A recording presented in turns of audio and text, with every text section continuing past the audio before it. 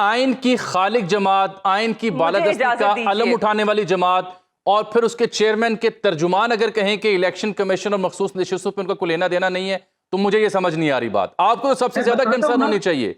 But Jami साहब मेरा point of view मुझे इजाजत दीजिए। एक मिनट अजमल, मेरा पॉइंट ऑफ व्यू है इन तमाम इश्यूज की रेजोल्यूशन एक आईनी अदालत के जरिए, एक ऐसी आईनी अदालत, वो अभी है नहीं ना, वो अभी बनी नहीं है। चले मेहर बानो साहिबा का पॉइंट लेने, प्लीज मुर्जा साहब थोड़ा सा होल्ड कीजिए। मुर्जा भाई थोड़ा सा होल्ड कीजिए। मुझे तो बहुत खुशी हुई, जी मुर्जा साहब थोड़ा सा बहुत खुशी हुई मुर्तजा वहाब साहब के लबों से ये सुनकर के ताकत का सरचश्मा अवाम है। हम भी यही कहते हैं, प्रियम्बल में भी यही लिखा है। जब आप उस अवाम के उस ताकत के सरचश्मे की राय को, उनके वोट को ठुकरा कर जाली मैंडेट पर आएंगे। मुर्तजा वहाब साहब खुद ये कर चुके हैं। मेयर का, कराची के मेयर का इलेक्शन सबके सामने है। अवाम किसके साथ खड़ी थी, वोट किसको दिया, किस तरह लोग गायब किए गए, किस तरह इनको इक्तदार दिया गया, ये इसके पूरा कराची का बच्चा बच्चा गवाह है।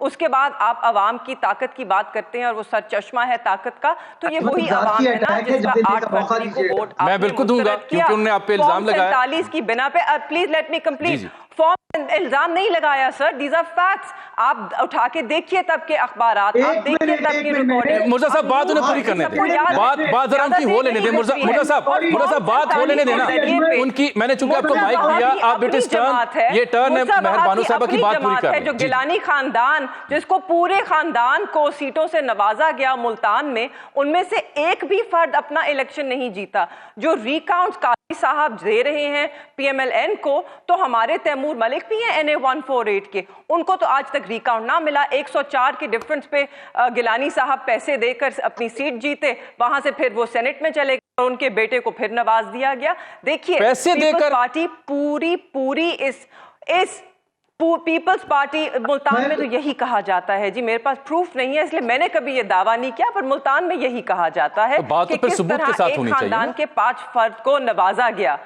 देखिए मैं आगे बढ़ते हुए, पीपल्स पार्टी नहीं इससे लाताल्लुक हो सकती। पीपल्स पार्टी बेनिफिशियरी रही है पूरे निजाम की। जिस तरह लोगों के वोटों को मुस्तरद किया गया, ये जो जाली फॉर्म 47 इनके हाथों में थमाए गए, ये बिल्कुल बेनिफिशियरी हैं, ये जवाबदेह हैं। और ये इस बात के भी बेनिफिशियरी और जवाबदेह हैं कि किस तरह आप देखिए ना, आपने मेहर बानो साहब आज इनको एक एक्स्ट्रा रिजर्व सीट का, इन्होंने एक second let me finish Jami साहब, इन्होंने एक ये समीना घुरकी साहिबा हैं, उनको रिजर्व सीट एक एक्स्ट्रा एडिशनल दे दी गई, जो कि आइन की और कानून की खिलाफ वर्जी है।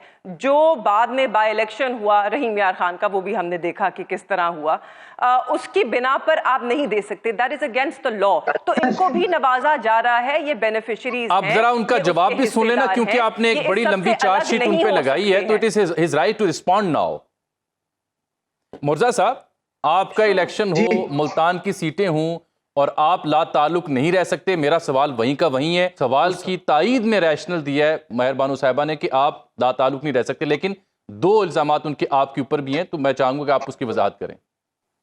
देखिए, मैं सवाल तब्दील कर लें घुमा फिरा के बाद, जवाब जब सच्चाई पर मबनी होता है तो वो जवाब तब्दील नहीं होता। अजल मैं फिर इस बात को दोहरा दूं, हमारे मुल्क का मसला ये है कि हर बंदा दूसरों की करना चाहता है। देखें, जब कंप्लायंस किसी चीज की इलेक्शन कमीशन ऑफ पाकिस्तान को कहें, I am nobody to comment on that और to interfere in that. Election commission जब काम जाने, मेरा वो काम नहीं है। मैं बिलावल साहब की नुमाइंदगी कर रहा हूँ, पीपल्स पार्टी की नुमाइंदगी कर रहा हूँ, इलेक्शन कमीशन ऑफ पाकिस्तान की नुमाइंदगी नहीं कर रहा। नंबर 1। नंबर 2, हमें जब नेशनल टेलीविजन पर हम बैठते हैं ना और सियासी अखाड़े में बैठ, उसमें एक डिफरेंस होना चाहिए। लाइव टेलीविजन पर आके इतने बड़े बड़े इल्जामात बहन ने लगा दिए, लेकिन जब आपने साबित करने का पूछा, सबूत का पूछा, तो मेरा मुल्तान जानता है मेरे पास सबूत नहीं है। ये कितनी बड़ी बदकिस्मती है। मुल्क के अंदर अगर डेफेमेशन लॉज सही चल रहे होते ना, तो इस तरह के इल्जामात माजरत के साथ बेहुदा किस्म के इल्जामात है ना, वो कोई शख्स, चाहे मैं हूं कोई और हो, टीवी पर नहीं लगा पाता। लेकिन मेरी बीबी, आपके गिलानी खानदान से मुझे पता है जाती इशूज है, आपके गिलानी खानदान से अगर जाती इशूज है, वो मुल्तान में बैठ के हल करें। हम सबको पता है कि गिलानी साहब के, शाह महमूद साहब के इश्यूज कब से चले आ रहे हैं। 2008 में अगर गिलानी साहब वजीर आजम नहीं बनते, शाह महमूद साहब वजीर आजम बन जाते, कुछ ठीक होता। अगर शाह महमूद साहब को 2010 में वजीर खारजा के ओहदे से नहीं हटाया तो सब कुछ ठीक होता। खुदारा अपने जाती इश्यूज को आप मुल्कों की भेंट ना चढ़ाया करें।